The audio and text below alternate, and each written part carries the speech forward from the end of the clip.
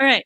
So, one of the things that the technology industry overall, and especially the emerging tech industry, needs to do is engage more with our regulatory agency, government, policymaker friends, because we do really have to work together. And I really am a big believer in public and private partnerships. So, on that note, we have Brittany Jarnot from the WTIA.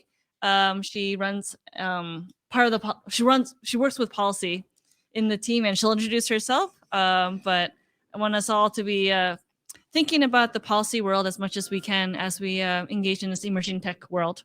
So, Brittany, do you want to introduce yourself and how did you get in this space and what's your background? Sure. Hi, everyone. I'm Brittany Jarnot. Like Arry said, I'm the public policy manager for the Washington Technology Industry Association. Myself and my colleague, Kelly Fukai, do all things related to policy for the WTIA. That includes work around the blockchain Web3 space, AI, the cluster work that Nick mentioned earlier, plus a myriad of other things. My background is all policy. I am by no means a technologist. I got into policy and politics in 2012, working on campaigns, then worked for a small lobbyist at the state level, and most recently worked for a member of Congress. And now I've been at WTIA for the past 2 years. And it's been really great working with you. She has opened my eyes so much to this world. And I have been learning a lot about your world. So Tweedledee and Tweedledum. Yes, exactly. All right. Well, so for those of us that don't follow this as closely as you do, give us an overview of like what's going on with Washington State and politics and government and all that good stuff. Yeah. So I'll kind of start at the 30,000 foot level. And when we get to questions, if you want to drill down, I'm happy to. So in Washington State, our capital in Olympia, we have a legislature that meets every year at the beginning of the year. There are 147 legislators, 98 representatives, and 49 senators. So we do have a bicameral legislature like in Washington, D.C. Every year they meet, and so the process is pretty much the same as, Schoolhouse Rock. I'm just a bill. I go through, I get introduced. It goes through a committee that thinks about that topic. It then gets voted on out of that committee, and then the full chamber votes on it, and then the other chamber gets to do the same thing. So there are a lot of points of possible failure for legislation of all sorts. So odd year sessions are 105 days. Basically, they're writing the state's budget that year. We have 2-year budgets here in the state. And then the next, which are odd years. So like this year was a budget writing year. Next session, 2024, is an even year. That will be a short session, 60 days. They will be working on any updates to the budget, like if there's more wildfire and like urgent funding needs, plus a bunch of different other like legislation can be introduced. So that's the really short version of how our state legislature works. The other kind of lay of the land things, our majority are Democrats in both chambers and in the governor's office. That is not likely to change in the near future. And the gaps may narrow, but that is, again, not likely to change. Additionally, related to our context, there are truly very few people who either understand or are technologists in the legislature. So we'll get into it, but what a lot of you guys are talking about, I have learned how to understand. And we are in a constant effort to help policymakers understand. So just, again, the TLDR on that is be open, transparent, and simple with your language when you're talking with a policymaker. And policymaker means not just like the senator or congressman, but it also means like their staff members and yeah. So policymaker is a broad term. We use it on purpose. Policymaker is anyone who works in government, right? So state agency might be the Department of Financial Institutions or the Department of Licensing. They have hundreds of staff members who work on policy related items. To Arry's point, each elected official has their own staff that you may end up working with more than even the elected official. They are equally as important. They are often the ones actually writing the language that will impact you. So yeah, policymaker is a purposefully broad term. And I want to sidebar quickly, like we've done a bunch of roundtables, like we did a roundtable with the Department of Revenue, and they wanted to do some like tax updates, right? Jonathan was a big part of this and a bunch of others, but we found that they were getting most of their information from Google. And the use cases that they were thinking about taxing were coming from Google. And so this is why, like, you know, as whatever your political stance may be, it's really important for us to have public and private partnerships where we trade notes between policymaker and the specific private industry so that we can be like, hey, that's not the OpenSea is not the only use case, by the way. Yeah, there's lots of other use cases. And we went through like flip chart after flip chart of different use cases. And they were like, oh, yeah. Well, and so I want to kind of pick into something you sort of mentioned. Yeah. Policy versus politics. Oh, yes, please. So politics, Democrats, Republicans, a lot of the like negotiating, dealing, like let's pass a bill type stuff versus policy. Policy is really the nitty gritty. What's in the language? How will it impact me? It does not take a side, right? So it doesn't matter who you are talking to, what their political bent is, which party they're in. It is equally as important to talk to everyone because at their hearts, 98% of elected officials, I promise you, they want to do best for their constituents. You are their constituents. You elected them at some level of government. They want to do their best for you. So regardless of whether it says R or D at the end of their name, you should be talking to them about what you care about, if it's this or any other topic. So actively engage. Again, that's the other TLDR. Don't hesitate to talk to folks. Yeah. Let's talk about economic impact. So tech industry, like how does the tech industry stand in terms of, I mean, from the WTIA perspective with policymakers and Washington State, like what does that look like? Yeah, so we do industry reports, both to inform the industry and then also to inform some of our policy work. We recently updated a study from 2021 on the economic impact of the broad tech ecosystem, information communications technology in the Pacific Northwest, Washington State specifically. Basically, we in tech are 20% of the state's economy. We are a primary reason why the state's economy survived the Great Recession and the COVID-19 recession. Like ICT, we account for 4 times more in state business and occupation taxes than the aerospace industry. Woo.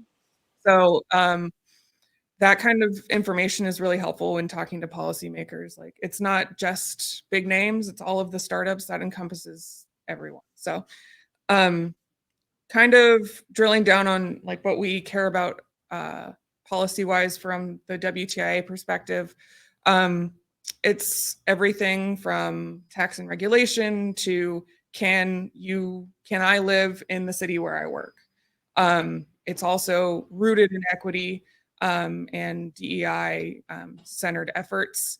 And that also relates to like our efforts in closing the digital divide, making sure everyone has access to the internet, and workforce development. We've had a panel today about some of those challenges in the emerging tech space, but there are challenges across, again, the information communications technology like space around the big folks need employees, the small folks need employees. We are educating a fraction of the folks that we need to work in these companies and in the companies that are all actively using technology to build their systems.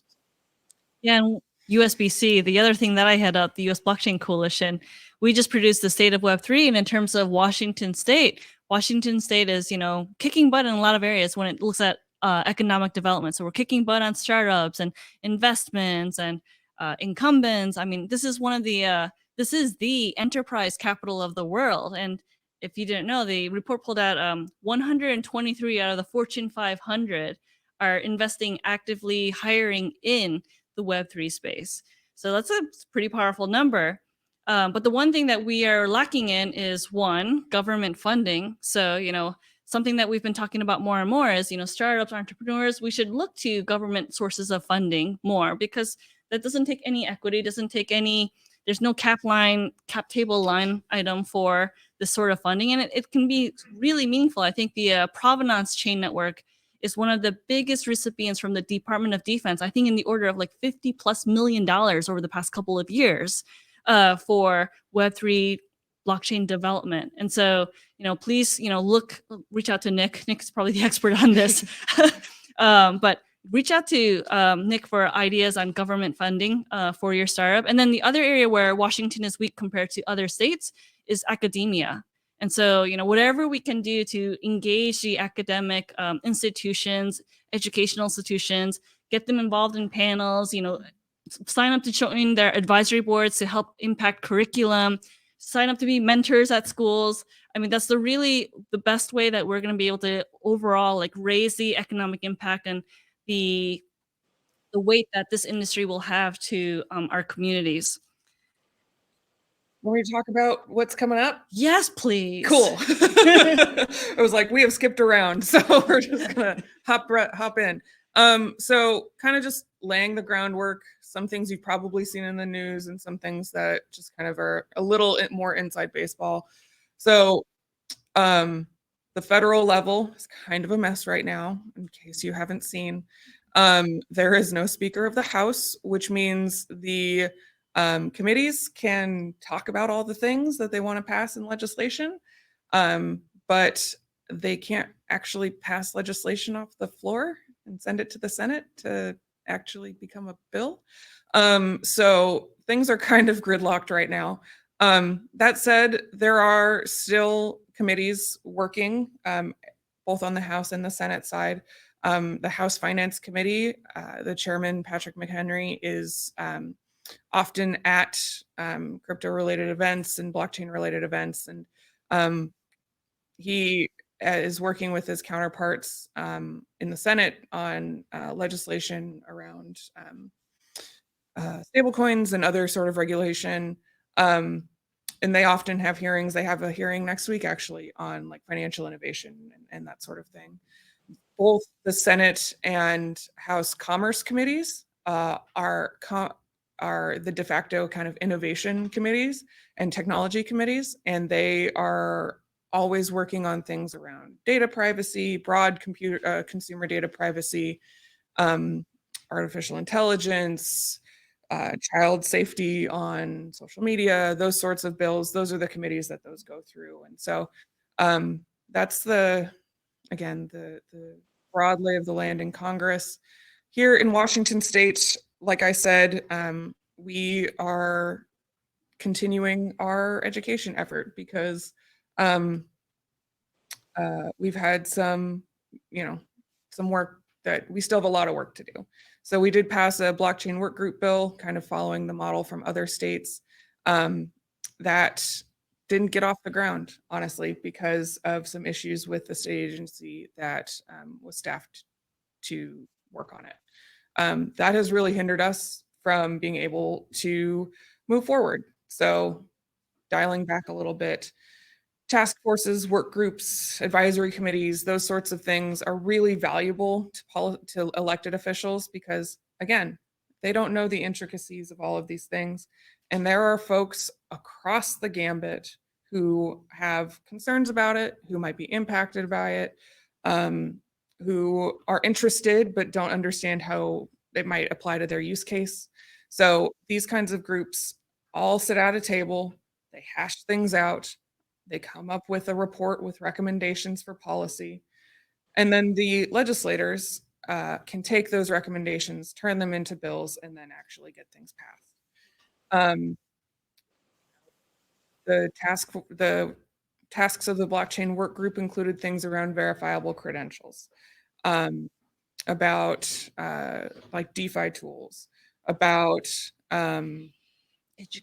education and workforce development. The insurance folks were going to be part of it. The PUDs were going to be part of it, given in the mining contexts. All of those sorts of stakeholders, plus folks like the ACLU and the tribes and folks who, want to be part of this conversation, and are impacted groups. Diversity is a really key part of anything that we do, but it's without this kind of group, this kind of work group, it is hard to get past the politics of the policy with some folks. But we have plans for this in 2024, like so we are so 2024, again, 60 days, very short session. There are already proposals around that relate to AI. There are folks working on AI frameworks that are kind of not they are a work in progress, and so it is looking like there will be a task force on AI. That said, this will probably actually move forward because of the state agency that's spearheading it. Our hope, our WTIA's hope, is that we can turn that AI task force into a broader emerging tech task force. So we're talking with legislators about what that might look like. So we don't have to pass a bill every year to talk about any new hot topic that is coming up. And we can have all the right people in the room from the start. So that's one of the main ideas we're kind of socializing this year on the emerging tech side. what else? Other tech issues are definitely also going to come up. We've already seen a draft of a bill around children's social media usage based on a Utah bill, but likely to be only applied to 13-year-olds and under. Right to repair is also probably going to come up since California was able to pass a bill that had industry support that it hadn't had previously. So that's likely to come up. And then also a device tax around to support digital equity projects that we are going to work with the sponsor to do. And then also there are efforts in the state budget to increase like the Bachelor of Science programs in computer science at the community colleges. So that's the things that we know about so far. But as always, there are going to be new things that legislators come up with that we will work on. For folks that have questions or want to get involved, what's the best way to go forth with that? Well, so first is to stay in touch with Arry, Nick, and I. I do this is my job, the policy stuff. So I'm happy to be a resource for folks. Like we were talking about, don't hesitate to contact your elected official. If you have a concern about what's going on at the city, at your city level, call your council member. If you have a concern about a piece of legislation you saw that's going through an Olympia during session, call your state legislator. Again, you voted for them. You are a taxpayer. They are, they will be responsive to you. I'm not going to say that they're going to have the answer that you want, but you should be feel like you can contact them at any time. We also have WTIA related policy events. There's we do webinars about emerging issues related to the tech industry broadly. Most recently, we're talking about affirmative action. We'll be talking about AI in November. And so there's a lot of opportunity to engage that way. We also like sign on to letters, work on responses to requests for information from state agencies. Again, I am not a subject matter expert. I can bring things home, I can talk about them broadly, but when we want to get into the nitty gritty, I really do rely on folks like Arry and folks like you to make sure that we're covering the right points. And we're always looking for experts. So if you are an expert in certain areas, you know, when we respond to these RFIs and RFPs from different state and federal agencies, you know, would love to put you in a round table. We do it via Zoom and we start writing the letter and splashing it out, and then Brittany goes and cleans it up and makes it sound like English. So, you know, like it's a whole work in progress, but it's a really good eye-opening experience to just trade notes on like, how do we see the world and how can we relay that perspective and expertise to our policymakers? Yeah. A few more ideas for how you can be involved. So we have a policy steering committee at WTIA if you are a member. And if you are a startup, there is no like barrier to entry to be part of that. Just let me know. Super interesting to be part of. Yeah. And then two things coming up, like Arry mentioned earlier, Cascadia Blockchain Council, we're kind of reformatting and we'll probably have something like a policy committee under that. So if you're interested in that, let us know. We have a community engagement and employee engagement arm that is just restarting. If you're interested in that, let us know. And then the last thing, please vote. Your ballots will be in the mail. They were sent today. So your ballot is coming for November.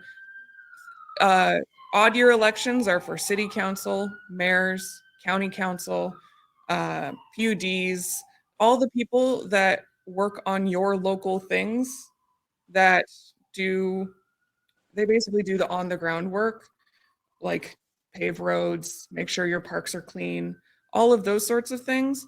They're the folks you're voting for in 2023. And they are equally as important as the governor, as Congress, as the president.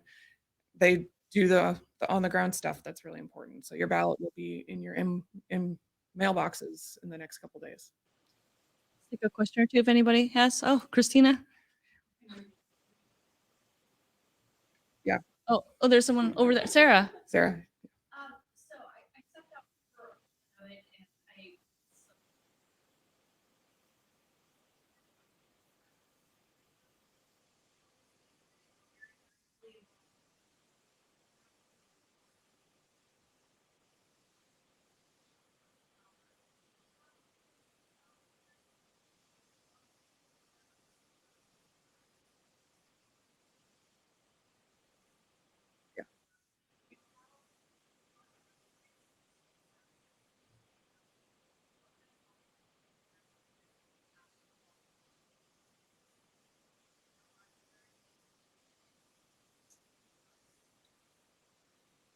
Yeah.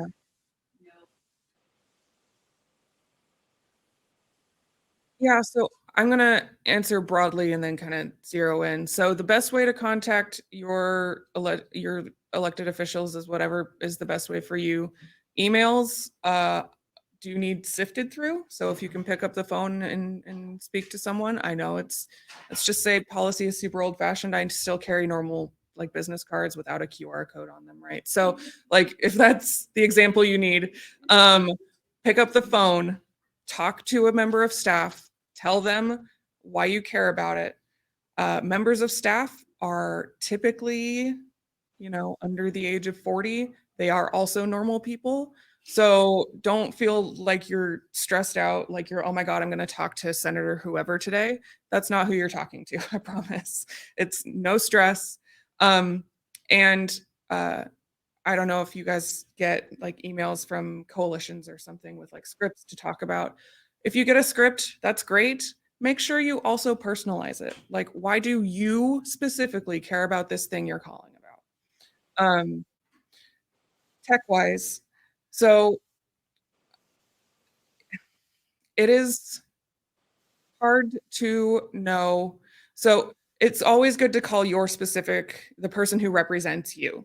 That's based solely on geography. There are tools that I can give Arry that we can email out to figure out who represents you. They should care about what you care about because they represent you as your geographic area. That said, there are folks who get it a little bit more than others. So another dynamic here in Washington and the Washington State Legislature is we don't have specific technology committees, but we do have two committees that often get the tech bills. In the Senate, it's called the Energy, Environment, and Technology Committee. And in the House, it's called the Innovation, Community Development, Economic Development, and Veterans. It's a big old list. But it's because of they have the economic development stuff and the chair also cares about technology. So those, you can look at their committee assignments and see what they might care about most. And specifically the folks on those more technology focused committees are going to get it a little bit more than others. Well, we're out of time, but Brittany is here. And if you have questions, she takes email. She's very, very friendly. Feel free to ask questions. Get involved if you're interested in doing more or want to figure out how to get involved. We're definitely here and we're always open arms for that. So thank you, Brittany, for your time today. I'm going to roll out at 5, but I'll leave a stack of cards. Don't hesitate to reach out. Cool. Thanks.